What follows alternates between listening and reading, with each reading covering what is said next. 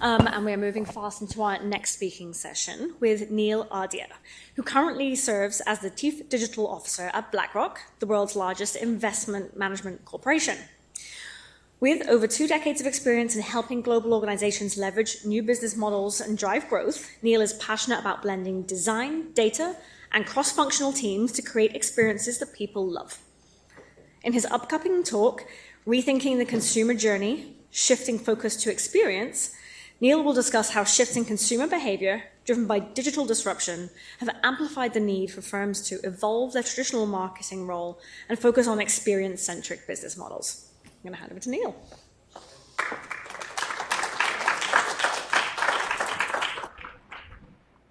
So we'll start with the video.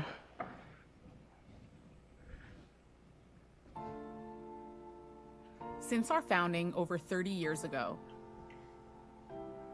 BlackRock has approached change with courage, humility, and a goal of staying ahead of our clients' needs. We've always recognized our great responsibility to our clients and to the communities we serve around the world. We help millions of people invest to build savings that serve them throughout their lives. We make investing easier and more affordable. We advance sustainable investing. And we contribute to a more inclusive and resilient economy that benefits more people. To meet the needs of our clients over the long term, we're continuing to evolve, invest, and innovate. We are challenging ourselves and the industry by asking big questions, like how can we contribute to an effective transition to a net zero economy? How can we bring the voices of individual shareholders to the companies they invest in? And how can we help more people benefit from the long-term growth of capital markets? BlackRock is investing for the future, so we can better serve our clients, inspire our employees, and support our communities. This is how we remain true to our purpose of helping more and more people experience financial well-being. Well, good afternoon. The first reason I wanted to share that video is oftentimes people ask, like, what does BlackRock do? And hopefully that gives you a little idea of who we are. But we have a company that over the last 30 years has innovated in a lot of different spaces. It started off as a boutique fixed income provider, and over the last 30 years, we've now innovated in platforms like Aladdin, in introducing ETFs to the market. You can see the world's largest asset manager with $9 trillion in assets. But today, I'm going to talk a little bit about the other side of BlackRock that people may not have heard about. It's really around how we are pioneering a lot of digital transformation in the industry. But before we do that, I wanted to also show a facet of BlackRock recently that we've been talking about really reaching out to investors in a way that we have not done over the last 30 years. So I'd like to always start with a couple of things that we did, but one most interesting thing we have done recently is around getting on TikTok and really talking about investment, really changing the narrative around it. So just as a fun exercise, I wanted to show one of our most popular TikTok video, which is what is an ETF? And I think most of the audience here, at the end of this, hopefully you'll know what an ETF is. But then we'll talk into the main topic of the conversation today. So I think ETFs explained. What even is an ETF? ETF stands for Exchange Traded Fund. Essentially, an ETF is an investment fund that invests in a basket of stocks, bonds, and other assets. Investors are drawn to ETFs because of their low fees, tax efficiency, and ease of trading. It's like this pen. One of these represents a single company you can invest in, like a stock. Now, when you have a basket of these, you're investing in a basket of companies like an ETF. Follow for more. So if you didn't know about ETFs, now you know a little bit. And I always like to tell Ravi that hopefully this will be on a test at the end of the call. So remember what an ETF is. So let's get into the main topic of our discussion. I know Pam, just before me, talked about the customer centricity and what it means for a brand. I take an extension of that and really talk about how customer centricity is really becoming more and more about customer experience and how that is becoming central to a brand narrative. I'm going to do three things in this talk. First, I'm going to talk a little bit about how digital is really disrupting the notion of a customer experience. And for a lot of brands, definitely technology, but also financial services and retail, digital disruption is real. And I know many of you know that intrinsically. I'm going to show you some data that really points to what's happening and the challenge that brands have in dealing with it. My second part of the talk will be, and so if everybody knows it's coming and it's here, why do large companies struggle with that disruption? Why do large companies struggle with digital disruption and digital transformation? And then lastly, I will focus a little bit on the role of marketers. And I assume many of you are marketers or would-be marketers and interested in marketing. I do think that we are at a seminal moment where it's very important that marketers go beyond the traditional roles that they have to play around brand and marketing. And we're doing some things in BlackRock.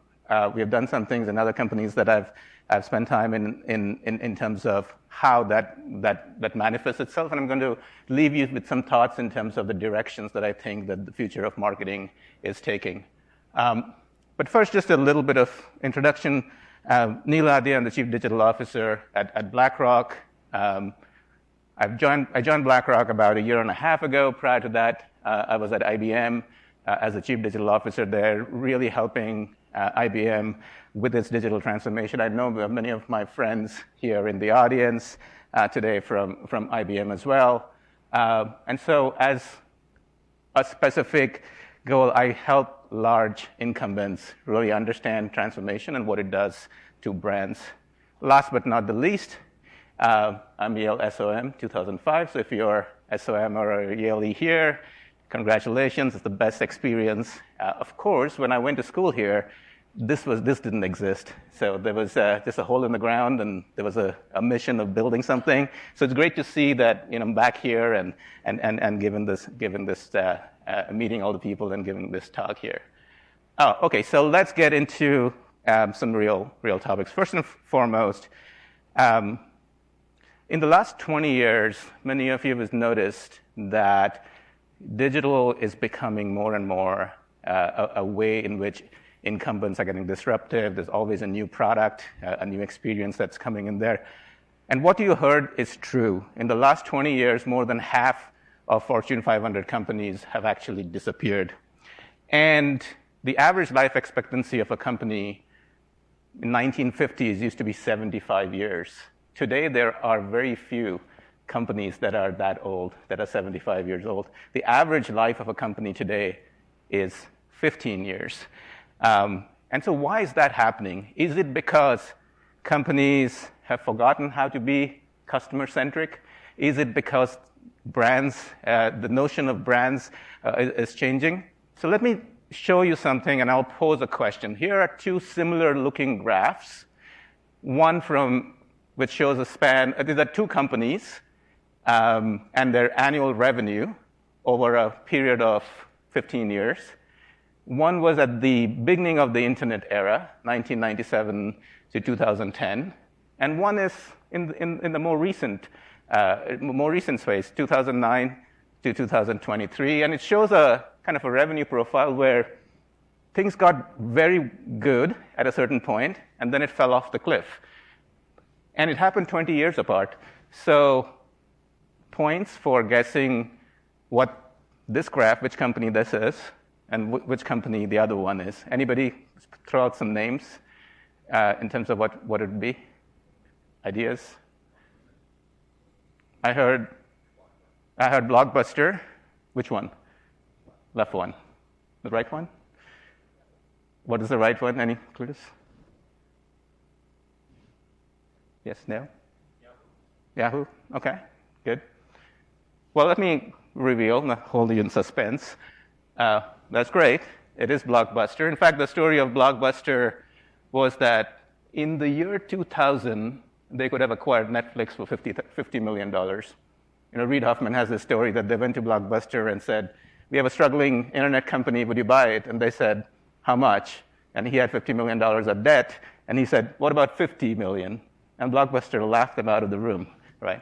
Blockbuster actually knew that Netflix was coming, but enjoyed their most revenues in 2003 that really hit $6 billion. At that time, Netflix was more of a $150 million company. So it was not that Blockbuster didn't understand their customer needs, it didn't understand the demand, but there was something happening in the way customer behavior was changing. The right-hand side is more recent, and that's Bed Bath & Beyond. Similar thing, and you would maybe say Blockbuster didn't get it because it was early in the internet era. Bed Bath & Beyond was already a very successful company, had a different way of engaging with the customers, was very late to the e-commerce game. And in fact, even in 2016, 2017, they were doing really well. And then COVID happened and e-commerce was the only way. And even after that, and they announced their bankruptcy about a couple of weeks ago, if you've heard it in the news.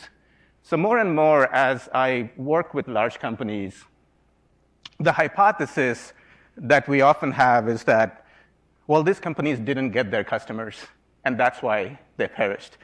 Or they were not customer-centric. And more I see is that brands actually think about customer centricity a different way, and they oftentimes get trapped in thinking about customer centricity in a certain way of engaging customers.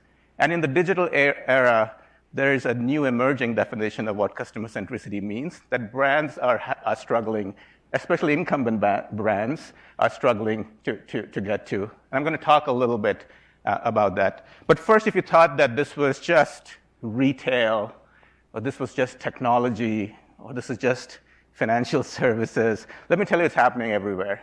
In fact, it's happening faster in every industry. So, of course, if you're a tech company, you see this, you breathe this every day.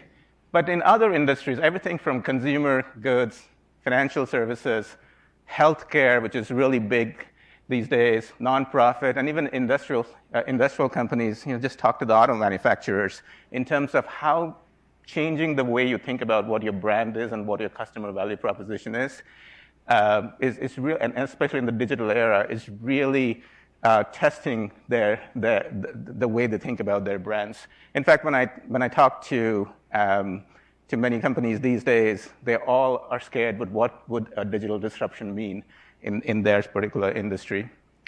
So let's talk a little bit about at least the industry that I am in right now, which is the asset management space, and talk a little bit about what this means in terms of data for asset managers. So obviously, we manage other people's money, and so that's what investment managers do. We are seeing some very important trends that are happening across the asset management space. First and foremost, as baby boomers retire and get older, there's going to be a huge asset transfer from baby boomers to the next generation.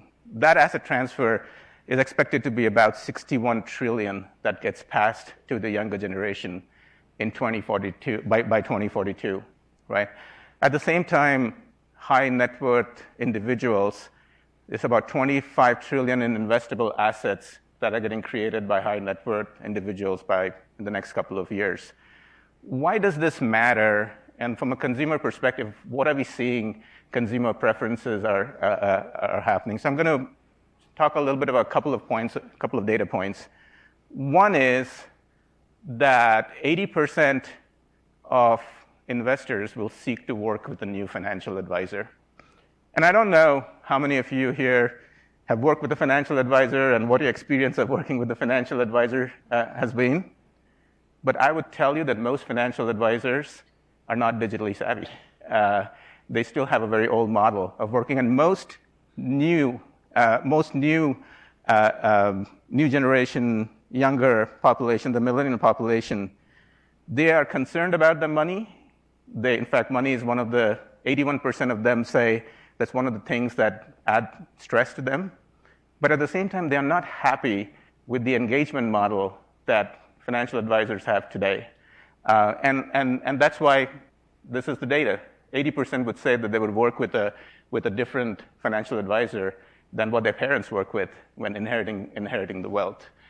51% say they were very dissatisfied with the level of personalization offered by their current financial advisor. So think about the Amazon generation and the Netflix generation. They expect the same from their investment manager. It's not just about returns. It's also about engagement. It's also about being digitally savvy. And it's changing the industry. And lastly, 34% said that they would use a digital-first wealth manager to manage their money. And that number has been growing. In fact, you would see Robinhood and many of these other companies that have come up. They're always good and bad for all of these, but many of them are really open to working with somebody that gets that this is a digital-first generation. And if anything, investment management is probably one of those areas that is due for change. But the data that strikes at the heart of what brands need to worry about is the fact that 76% of these individuals indicated that customer experience was the main factor contributing to switching providers. And that's a huge number. So for them, brand equates to customer experience. They care about a lot of things, but they care most about what's the experience of working with an investment manager. So this is not just true in the financial services industry. We're seeing this reflected in every industry. And so in many ways, what has become the rallying call for a lot of brands is we have to become customer-centric. We have to become customer experience-centric and understanding what that really means. And so most brands at this point will say, let's do a digital transformation and let's figure out what this customer experience centricity means. So now we get to like a problem. Here's the problem statement. 70 to 95% of all digital transformations will fail. And over the next couple of minutes, I'll give you a slight indication of why that happens. Why, when you start undertaking this kind of like, oh, let's become digital, you're an incumbent, let's figure this out, why you'll always run into some trouble. And I like this quote from James Clear, who says that in most matters in life, or in business, you don't rise to the level of your aspirations because everybody aspires to be customer experience centric, but you fail to the level of your systems. You'll realize that there are lots of different things that has to come together for a large incumbent to become more customer experience driven. I'm going to talk a little bit about some of those, but that is exactly why, in many ways, my role exists in organizations today.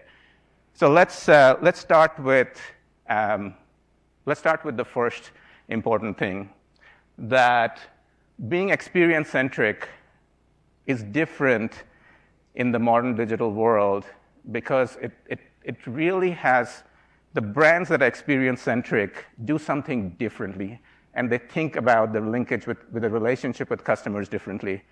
And there was a very interesting piece in the Harvard Business Review about 5 years ago, which started with the notion the most successful brands focus on users, not buyers. And I think this is kind of the problem number one. A lot of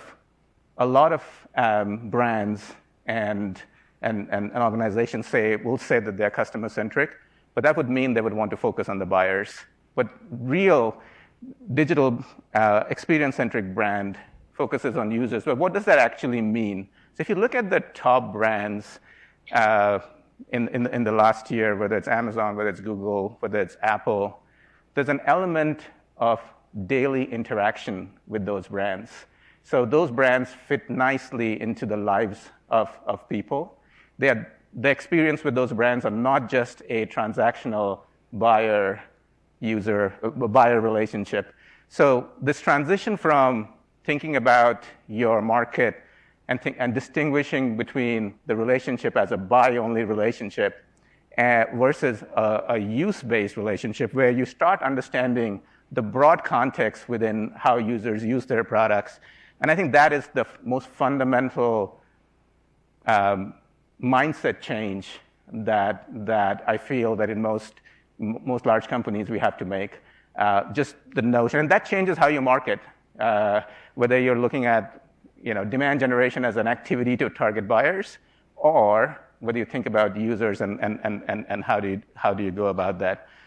There's a lot here, but let me point to another struggle, which is if you want to be user experience centric, one of the things that you have to do is to really start understanding all the critical interaction points that your customers are having with you, or your prospects, even if they're not customers. Those interaction points can be in the thousands in any company across a bunch of products. It could be in the phases when they're just getting to know you in the discover phase. It could be when they're trying to evaluate you in a trial phase. It could be in the purchase process. More and more, their interactions with you actually happen post-purchase. So it gets into when they start using their product, when they're trying to upgrade the product, when they're trying to get some support. And I will tell you that in most incumbents, they do not have this experience mapped out. If you ask in most companies, what does the experience map look like that lays out the entire journey? The answer you would get is that, well, talk to our marketing team, and then you talk to the marketing team, and they'll say, well, we have mapped out the first 2 stages because we get user to the buy process, but we don't know what happens after that. And then you talk to the product team, they would know a little bit of what happens in the product experience, but they don't know what happens before, what happens after. And by the way, support is somebody else's responsibility. So most organizations today are built still in the traditional way where there is no owner that oversees the whole experience. There are lots of different owners, and each of them are looking at pockets of the experience. And that's why it's so hard to get the whole experience right for most incumbents. It's a fundamental challenge that has to be overcome. But there's something more pernicious in the way companies are organized. And this gets into why most companies fail. A traditional company, especially if been around for 30, 40, 50 years, and you can just think about any company, including yours, generally will be organized in the way on the left, which is there'll be a product where the product is extremely, let's say, popular and makes a lot of money. The company would be organized around the product division. The product division will have a lot of channels, and each channel will be engaging with their customer in its own way. So think about this as, think about your product. There'll be a partner channel, there'll be a digital channel, there'll be a storefront, a physical storefront, and each one of them will have their own kind of interaction with the customer. So at the end of the day, if you're a customer, you don't have one experience. You are basically experiencing the company depending upon the channel and the product. Now, expand this to a multi-product company with lots of different channels, and you can see how fragmented the customer's experience could be. The real trick to become more experience-centric is to think more on the model on the right, where you really have to build the organization with the customer at the center, with your experiences and products that then say, what are the total experiences that we want to bring to the customer? And then all the channels actually amplifying that core notion of what that experience is. So organizations with organized the way on the right tend to get customer experience better, but most of corporate America and most of the world is usually organized on the left. And trying to become experience-centric with this kind of an organization, you're going to run into a lot of problems. But this is by far one of the most fundamental changes in organizational structure that's required. And then there are other things. First and foremost, I know this is a forum where there's lots of discussions on data. And data is great, obviously. But the biggest challenge that most companies have is not that they can not analyze data from any one function. So there will be a data analytics team in marketing that will have the best insights in terms of what customer wants and how to go target them. But the customer interactions with you are also happening inside of your products, especially when I think about a software company and there's usage data of your products. Customer interactions happen with your sales teams. Customer interactions happen with your support teams. In fact, for several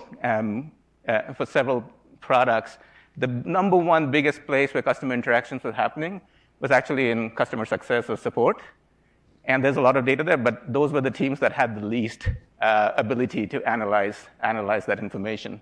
The biggest challenge in most companies is that all this data doesn't go into a place where you can analyze it as a whole. So at the end of the day, you sub-optimize individual functions. You will optimize marketing. You would optimize support. You would optimize product.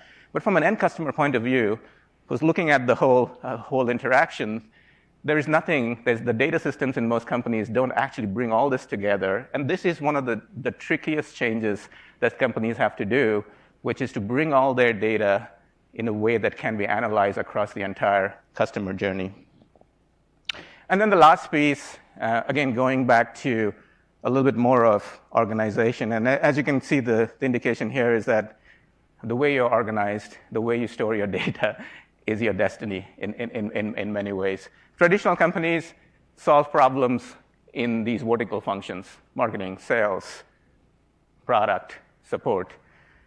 What experience needs you to do is you can have your vertical functions, but you have to problem solve this way, horizontally.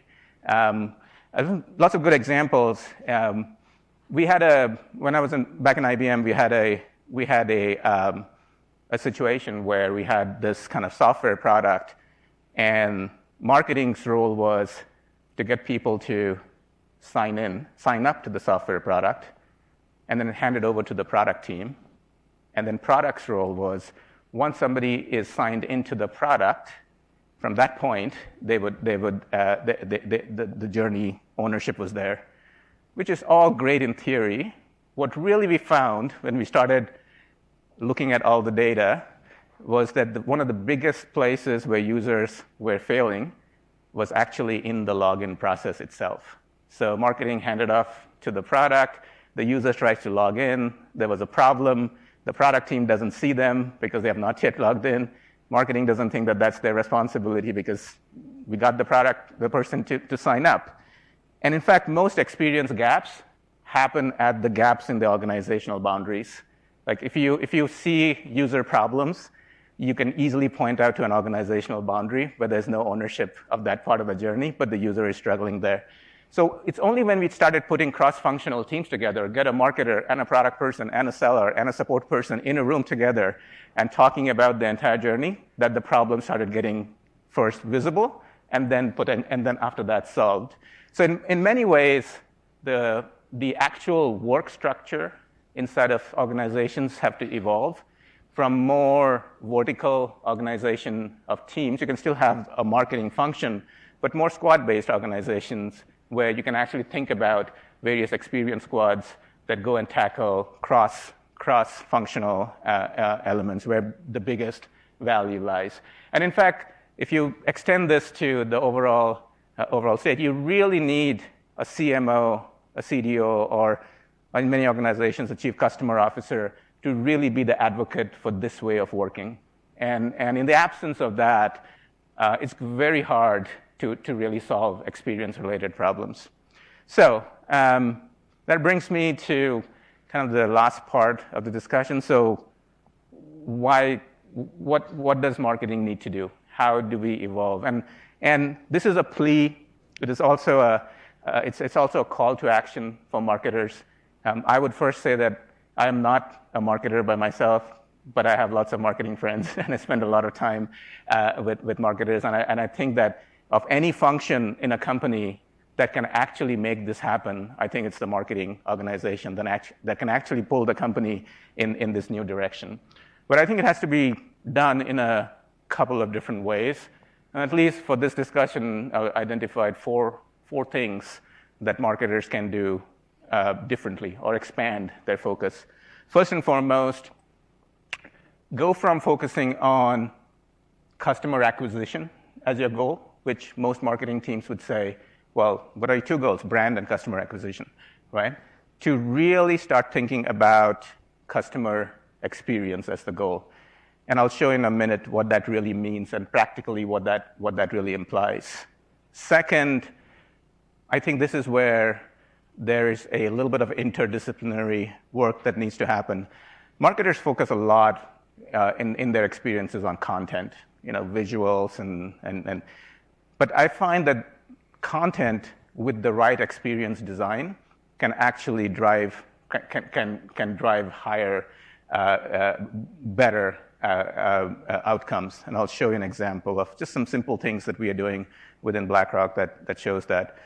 Third, expand your innovation boundary from focusing on innovation in marketing to more cross-functional innovation. I'll show you an example of what this really means, and I'll show you also why it's hard.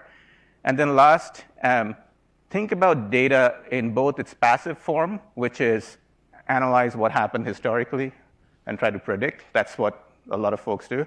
But think about data also in its active form, which is more and more digital engagement, digital experiences really are run through platforms. So personalization and all those, it really requires your data to be able to pull insights from information in a matter of milliseconds. That's a very different way of thinking about data than let's say, an analytics team that has tons of information that'll analyze something and and I'll talk a little bit about what that really means in terms of how you engineer your platforms to be able to do that. So let's start with cross-functional orchestration and why that is more and more the responsibility of marketers. To drive a great experience, you need to bring technology, UX, user experience design, your engineering, because a lot of these experiences more and more flow through technology platforms. Sales and partners, product and support, bring them all together and orchestrate an experience, a brand experience across that. So that is what marketers have to do. So how do they do that? And what tools are available to make that happen? I'll give you a simple example of an approach we've been using and I've used in the past to make this happen. First and foremost, expand your experience map to only go from discovery, learn, evaluate phases of the journey to really start also looking at the back end of the journey, which is how does the user's first few interactions with your product are? How do they learn about your product? Once they buy it, how do they start getting to use your product? How do they get help from your product? How do they expand and grow and start using more of your product? I think first and foremost is acknowledgement that let's expand the traditional marketing funnel and where marketers spend. And I think the way to do this within a business is to assign what is the business value and what's the brand value when marketers do that. So clearly in the discover learn phase, you're creating consideration. In the purchase process, you want to reduce friction. But really, if you think about the goal of marketing in terms of growing lifetime customer value, every marketer would say, well, my goal is to drive lifetime customer value. The biggest places where lifetime customer value manifests itself is really after the first purchase. It happens when you build habits, when you drive loyalty, and then when you can increase through expansion the lifetime value of a customer. And so it's really important for marketers to start mapping all those touch points, all those experience points where the brand is showing up and where you have an opportunity to create a great experience that actually is brand differentiating. And if you start drawing that, it happens at places that today spaces where marketing even doesn't play today. And we have seen when we start looking at NPS score, and this is not real data, but when we start working with most groups, we find that NPS scores tend to be good. The Net Promoter Scores tend to be good early in the experience where marketers are involved, and it tends to fall off a cliff in parts of the business where that focus on experience, that focus on customer centricity is not there. But it affects the overall brand value proposition. And so getting marketers to start really using data like this to start changing mindsets in the business in terms of how this should happen. And then at the end of the day, it's also understanding that a lot of experiences today for many of the brands have a digital component to it, and really understanding the digital platforms that allow you to drive this, which includes your design system, which includes your automation that you have, your platforms around driving conversations, your data platforms, and getting a working understanding of how these platforms actually drive that experience. Here's some examples just very quickly in terms of how some of this we are manifesting within BlackRock. So on the notion of when content is combined with great experiences, it changes outcomes for the business to look at. One of the best places to start your experience centricity is on your own corporate website. And I'll tell you that when I look at a lot of B2B companies, the corporate website is like a graveyard of information. And in BlackRock, it was true as well. It was not that there was not good content, but it was not designed for users to actually understand what the company does and interact with us in different ways. So one of the first things we did was work with our marketing teams and our broader designers together to start redesigning the look and feel of what this interaction needs to be, with a very simple jobs to be done model. What are the 5 things that the user wants to do, and how do we get them there fast, and how do we make it interesting and exciting, and not just like this is another bland corporate page. So the new BlackRock.com site, which we launched about 6 months ago, had a revamped narrative, new designs, really scalable, rolling out across the world.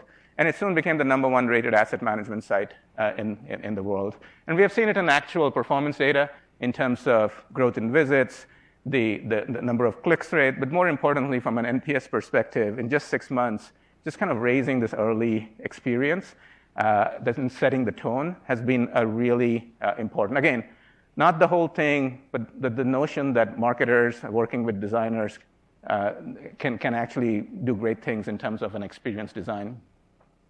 Second, in terms of innovation, one of the things just on the topic of websites today have become more and more empty stores, I would say. What do I mean by that? I mean by that is if you walk into a store and there's nobody to talk to, what would your experience be? Even if it is staff, even if it has all the products and neat categories, the user would say, "Great, but I wanted a human. I wanted somebody to chat with about my problem." Most websites are the digital equivalent of empty stores.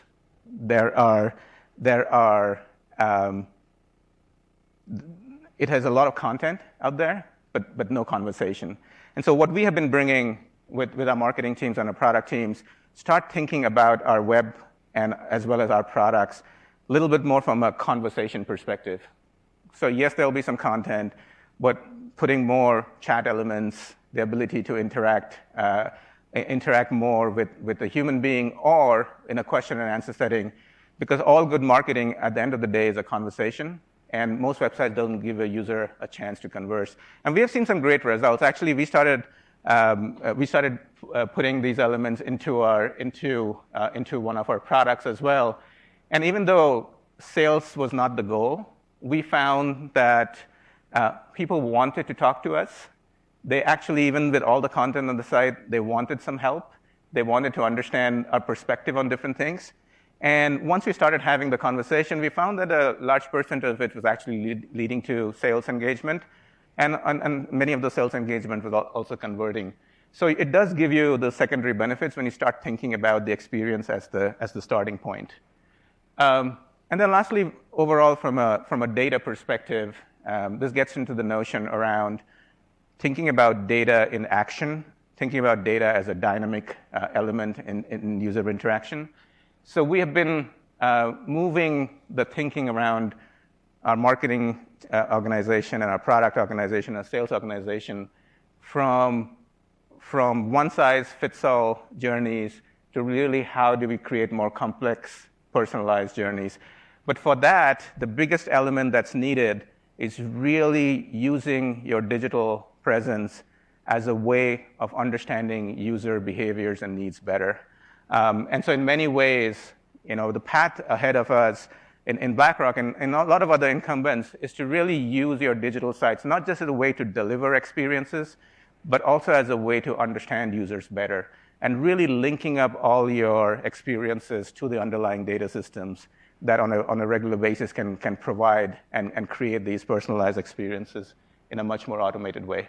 So that's kind of the last part of it. You can see that here, those are the four elements that I talked about and how we are changing the way this interaction happens. So thank you, and I'm open to questions on any aspect of this. Thank you.